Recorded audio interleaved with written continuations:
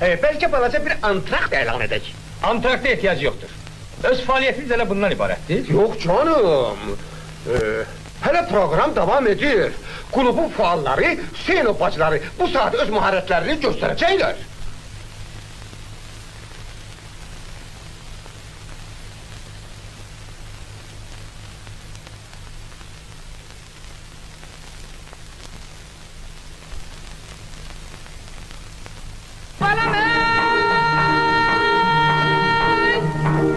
Nesef güdü bugün size Gülcahan, toydu bizim evimizde Gülbadaz.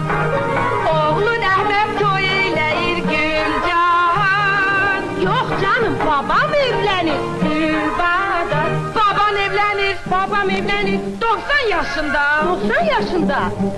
Doğrudan evlenir.